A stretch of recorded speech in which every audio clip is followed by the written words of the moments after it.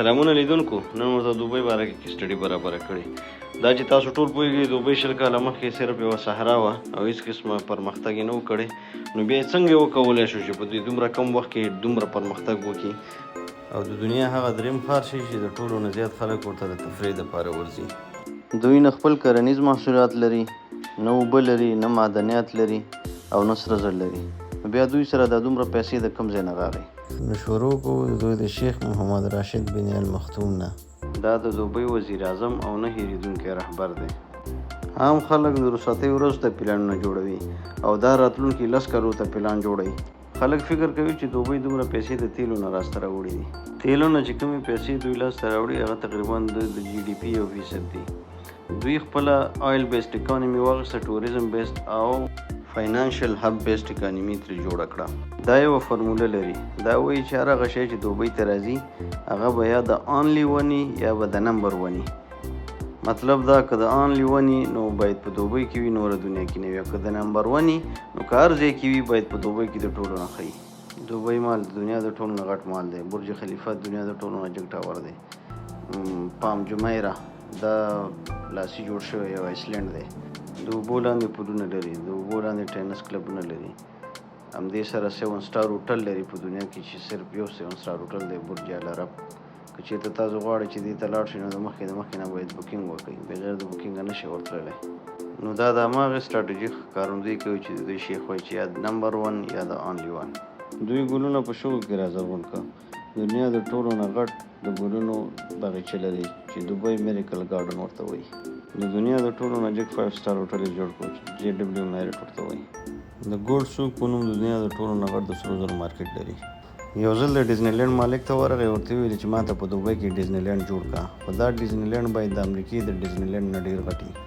هغه منع کړو، ورته ویلي چې ډیزني لینډ د امریکې دی او امریکا کې باید د ټولو نه غټ وي.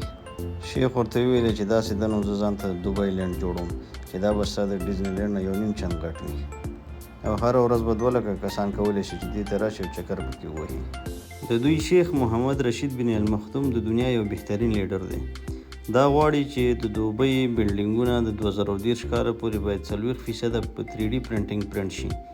یعنې مشینري به وي، هغه به پرنټ کوي او هغې نه به بلډینګ جوړېږي چې اوس په دوبۍ کې دا شی لنډ شوی دی او 2 منزله کورونه په دوبۍ کې جوړ شوي په 3D پرنټینګ باندې او لا دا ټکنالوژي په دوبۍ او نورو دنیا کې پرمختګ کوي. د دې پروسه داسې ده چې دوی مشینري په سایټ کې لګوي او عمل ته تا د کور مختلفې برخې د ماشین په واسطه پرنټ کوي ستا د نقشې او ستا د ډیزاین مطابق.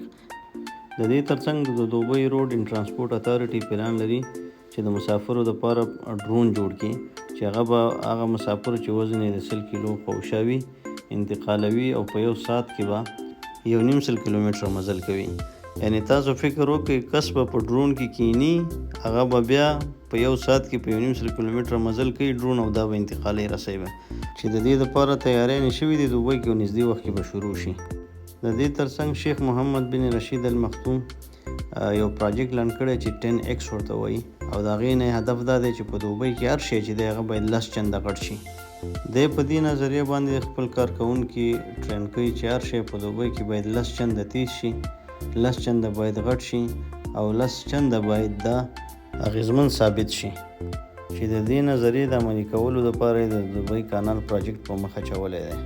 د دې ترڅنګ ټرانسپورټیشن ان دوبۍ کانال پراجیکټ هم په لار اچولی دی چې دا به د ټرانسپورټ په دنیا کې یو انقلاب وي. د دې ترڅنګ دوی د هایپرلوپ په نوم یو ټرین ډیزاین کړی چې هغې کې مسافر کولی شي چې کیني او په 12 دقیقو کې 140 کیلومتره مزل وکړي. د دې ترڅنګ غواړي 2015 اخره پورې دوی 15% موټرې باید بغیر د ډریوره وي، ډرایورلیس کارز لانچ کوي چې ټولې دوبۍ کې به بغیر د ډریوره موټرې چلیږي او دې موټرو کې به داسې هم وي چې هغه به 30 کسیزه وي او بغیر د ډریوره به هر سړی کولی شي چې د موبایل په ترو ځان ورسره کنیکټ کړي او د ټرانسپورټ نه استفاده وکړي. نو ګرانو لیدونکو دا وه د دوبۍ په هکله زموږ یوه لنډه ویډیو چې راتلونکي ویډیو به زموږ د دوبۍ د 10X پراجیکټ په هکله وي او په هغې کې به موږ تفصیلي خبره د 10X پراجیکټ باره کې کوه. خدای دې وکړي چې دا ویډیو ستاسو خوښه شوې وي. زموږ ویډیو لایک کړئ او چینل هم سبسکرایب کړئ او راتلونکي ویډیو لپاره موږ سره واوسئ. ډېره مننه، ښه وخت.